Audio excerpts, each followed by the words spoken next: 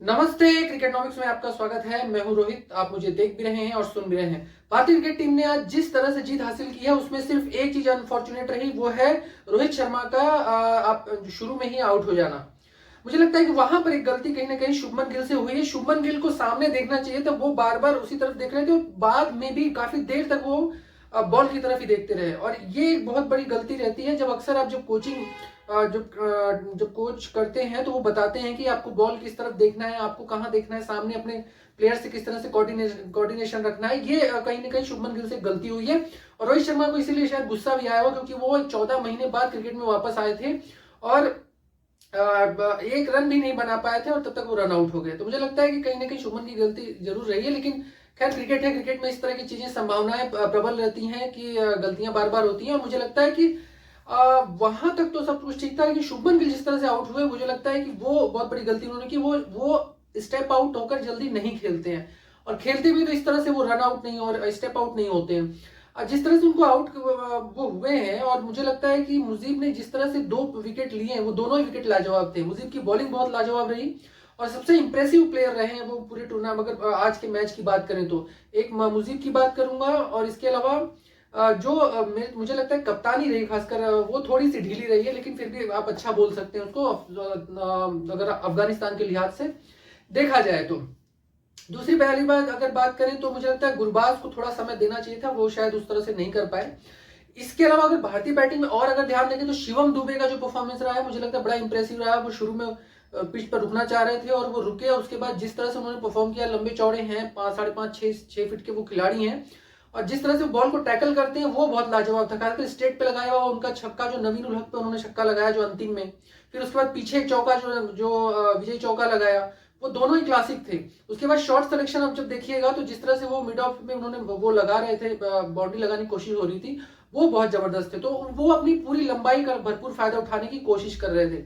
एक इंपॉर्टेंट चीज और है कि शिवम दुबे जिस तरह से खेले तो उसमें भारतीय टीम को बहुत ही राहत मिली है, क्योंकि ये भारतीय टीम जो मैनेजमेंट है उसने ये डिसाइड किया था कि 5-6 नए प्लेयर्स के साथ खेलेगी, जिसमें मुकेश कुमार, शुभमन तिलक वर्मा और शिवम दुबे जैसे प्लेयर्स होंगे, रिंकू सिंह जैसे।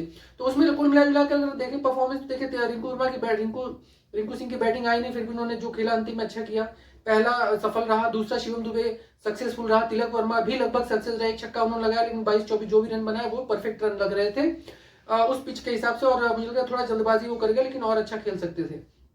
और तीसरी बात, अभी भी मुझे लगता है शुभमन गिल को और ज्यादा पिच पर रुकने की जरूरत है और परफॉर्म अच्छा करने की जरूरत है, क्योंकि उस तरह का परफॉर्मेंस वो नहीं दे पा रहे हैं, नहीं कर पा रहे हैं। और ये जो है उनसे उम्मीदें इस तरह की नहीं, इससे ज्यादा करने की उम्मीद है।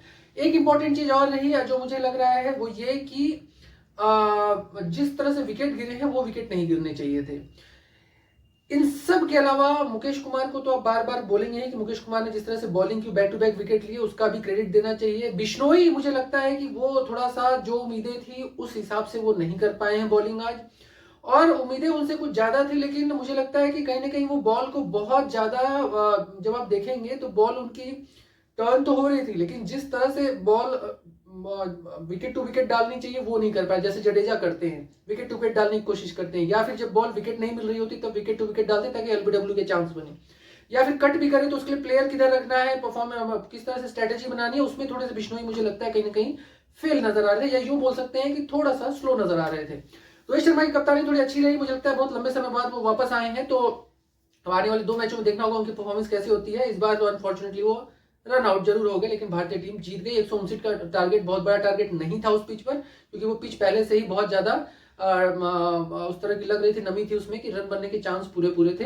एक इंपॉर्टेंट बात और थी कि जो मुझे जो चीजें दिखी, जो समझ में आई, वो ये कि भारतीय फास्टर बॉलर्स को विकेट उस तरह से नहीं मिले जो उनसे संभावना थी। खासकर अगर बात करें जिस तरह से स्थानीय मैदान था, मुझे अगर बात करूं मैं भारतीय बॉलर्स के, 2 बल्लेबाज, एक बल्लेबाज और एक बॉलर्स के लिए, खासकर शुभमन गिल को ले लीजिए आप अगर, तो जो जिस तरह का परफॉर्मेंस उनसे उम्मीद थी वो नहीं हो पाया। बॉलिंग में उस तरह का परफॉर्मेंस नहीं दे पाया, फास्टर बॉलर्स की बात कर रहा हूं मैं, मुकेश कुमार को छोड़ के। तो मुझे लगता है ये कमी है खासकर, और फील्डिंग में एफर्ट अच्छा था। अगर बात करें बिश्नोई की, जो कैच उन्होंने उनसे छूटा, वो बाउंड्री की तरफ जो बॉल जा रहा था, चौका चला गया बाद में, तो वो एक अच्छा था। अगर कैच लपक लेते तो वो एक अलग आप यूं कह सकते हैं कि विकेट जो अलग मैच को दिशा दे देता था। वेस्ट इंडीज में इस तरह के कैचेस बहुत काम आने वाले हैं और मुझे लगता है कि कोच राहुल द्रविड़ हैं वो इस तरह की चीज़ों को जानते हैं कैसे ठीक करना है, क्योंकि उनके साथ बेस्ट फील्डिंग कोच हैं इस समय, जो वर्ल्ड कप में भी वनडे के रह चुके हैं और इस तरह की परफॉर्मेंस दे चुके हैं किस तरह से फील्डिंग सुधारा जाए। तो देखिए कुल मिला के भारत ने पहला मैच जीत लिया है और 1-0 से जो है बढ़त हासिल कर ली है। हाँ, एक इंपॉर्टेंट बात, राशिद खान नहीं है, राशिद खान को चोटिल है, इस कारण से नहीं, तो उसका भी फायदा भारतीय टीम को आज देखने को मिला।